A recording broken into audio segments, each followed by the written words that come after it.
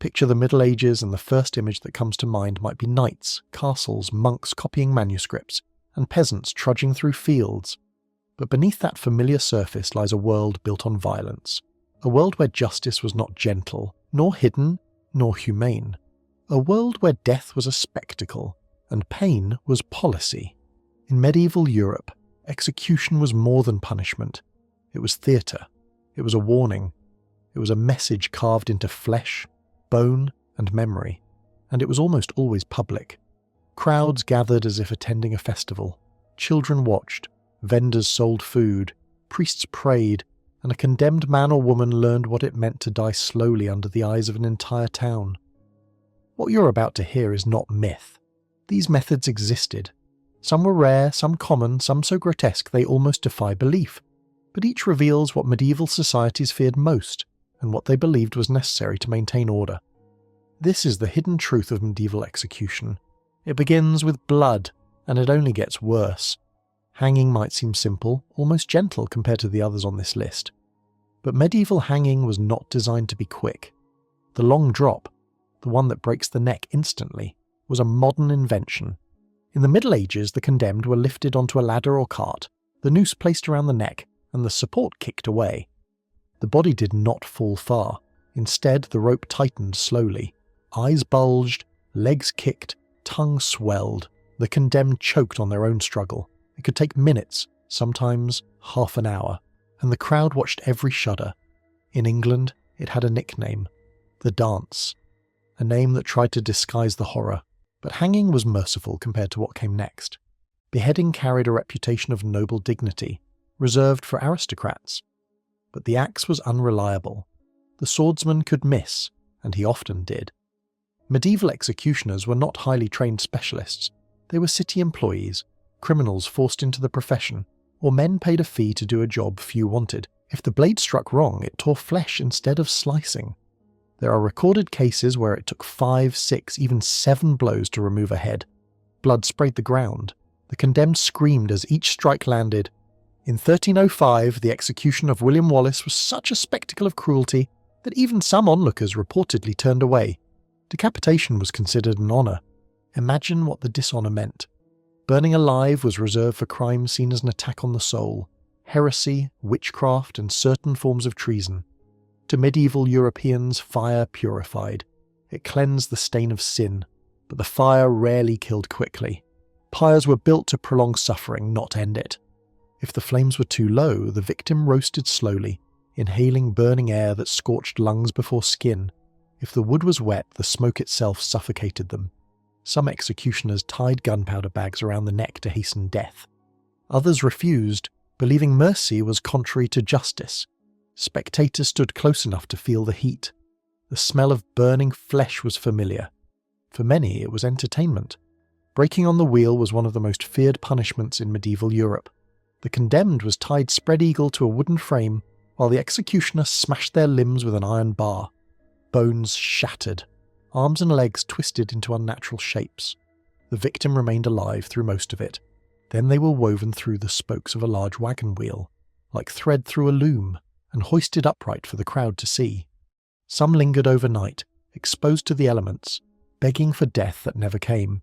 In Germany, France, and parts of Eastern Europe, this execution was reserved for the most monstrous crimes.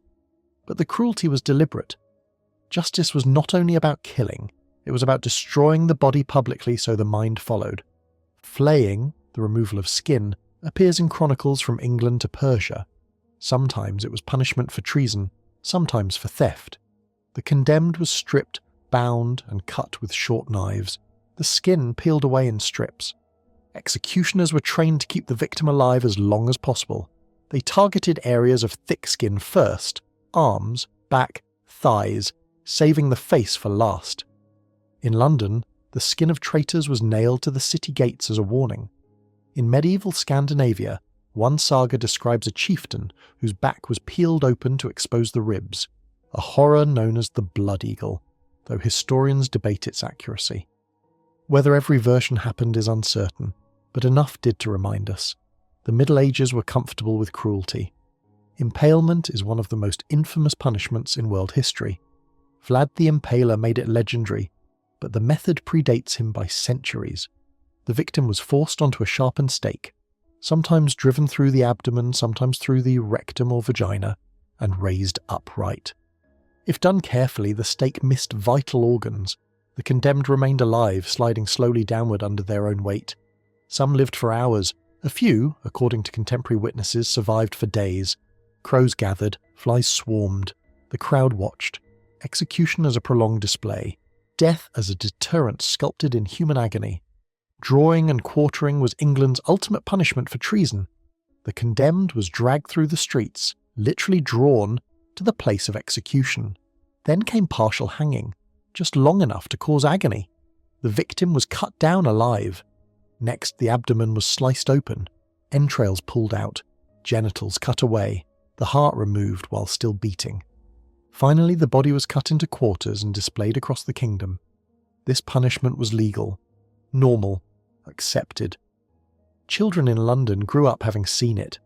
Crushing to death, called pressing, was used in England for suspects who refused to plead in court.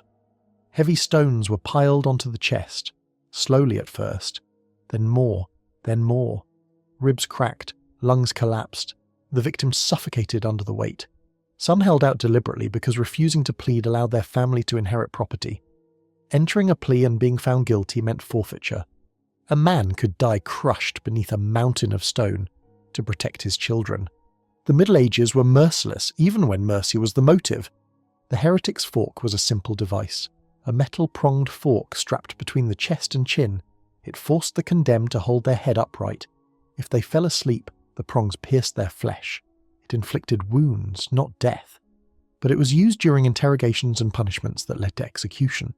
It was psychological torture built from iron, a reminder that pain didn't always need spectacle. Sometimes suffering itself was the message. And then there were the quieter executions. Drowning, used in parts of Germany and the Low Countries. Women, especially convicted of infanticide, were tied in sacks and thrown into rivers. In Florence and Venice, traitors were dropped from bridges with weights tied to their ankles. In Scandinavia, thieves were buried alive in marshes. No fire, no wheel, no crowds, no spectacle, only silence. Sometimes the quiet deaths are the darkest. What these punishments reveal is not simply cruelty but fear. Medieval societies believed danger lurked everywhere. Heresy, treason, sorcery, rebellion. The world felt fragile. Order felt temporary. Punishment had to be harsh because fear was the only thing that held society together.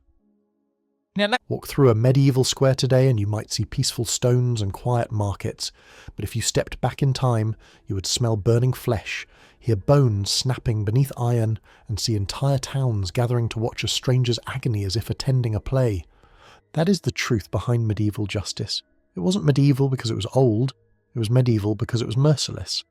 And behind every method of execution there was a message carved in flesh: obey, submit, fear.